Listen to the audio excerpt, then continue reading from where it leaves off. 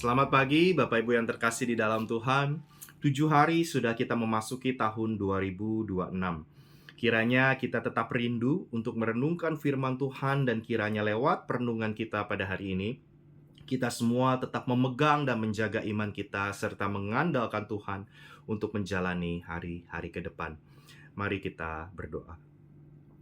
Bapa kami yang surga, kami mengucap syukur Tuhan untuk tahun yang baru ini, di mana Tuhan masih memberikan kesempatan bagi kami untuk bernafas, untuk mengalami kehidupan yang penuh dengan anugerah.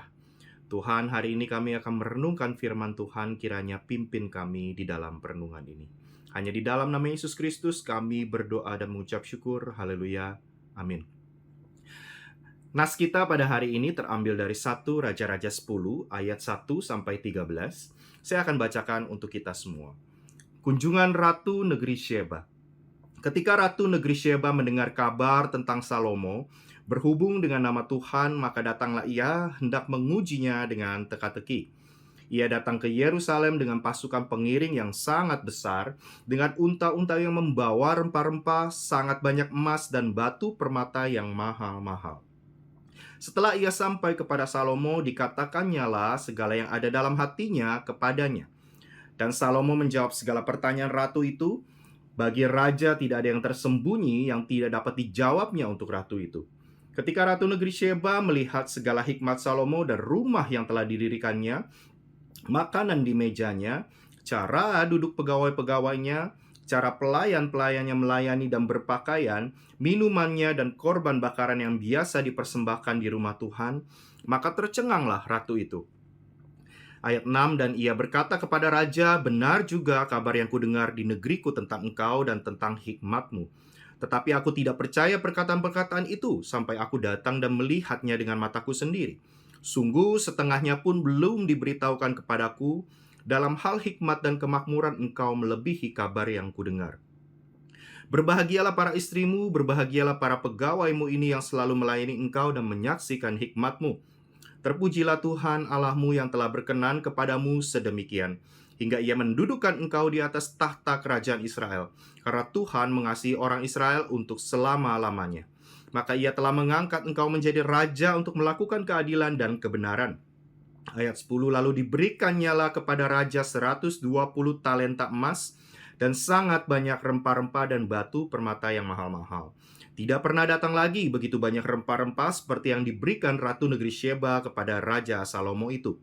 Lagi pula kapal-kapal Hiram yang mengangkut emas dari Ofir membawa dari Ofir sangat banyak kayu cendana dan batu permata yang mahal-mahal.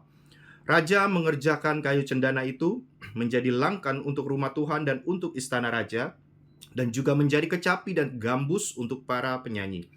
Kayu cendana seperti itu tidak datang dan tidak kelihatan lagi sampai hari ini.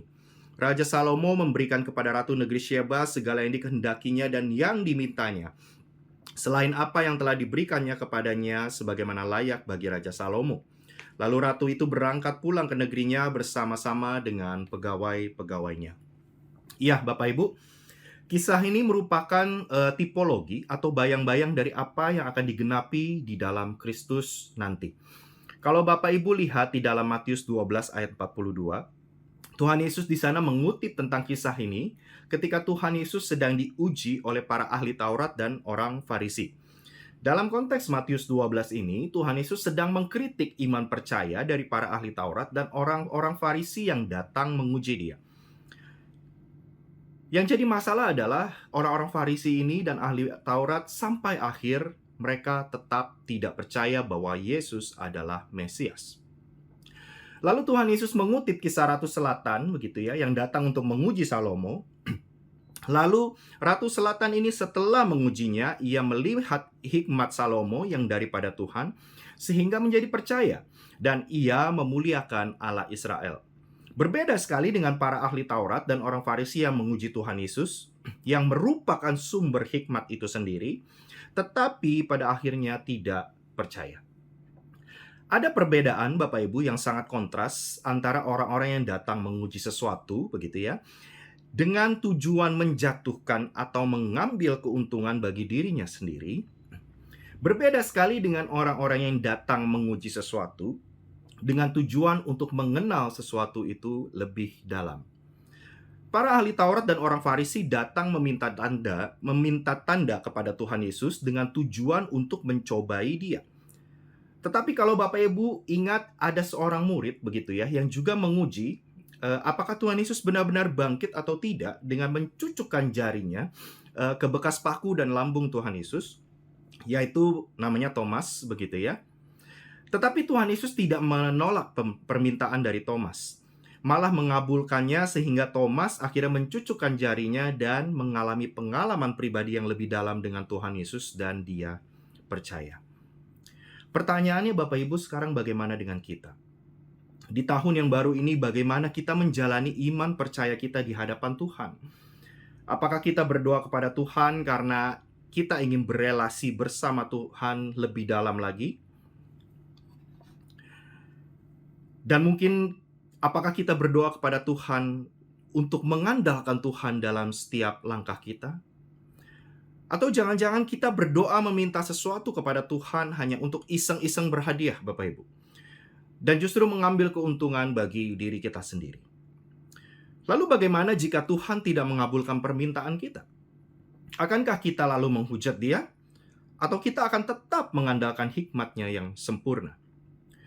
Kiranya lewat perenungan firman hari ini kita semua bisa memiliki iman yang terus-menerus mengandalkan Tuhan. Sebagaimana Abraham yang sebetulnya mungkin tidak memiliki dasar sekalipun untuk berharap. Tetapi ia tetap percaya kepada janji Tuhan. Mari kita berdoa. Bapa kami yang surga, kami mengucap syukur sekali lagi Tuhan, bagaimana Tuhan mengajarkan kami untuk tetap mengandalkan Tuhan dan percaya pada Tuhan. Ketika kami memasuki tahun yang baru ini, mungkin banyak ketakutan dari kami, banyak kekhawatiran di dalam hidup kami. Tetapi ajar kami untuk terus percaya Tuhan, bahwa Tuhan adalah Tuhan yang baik, Tuhan yang penuh dengan hikmat yang sempurna. Terima kasih Bapa, hanya di dalam nama Yesus Kristus kami berdoa dan mengucap syukur. Haleluya. Amin.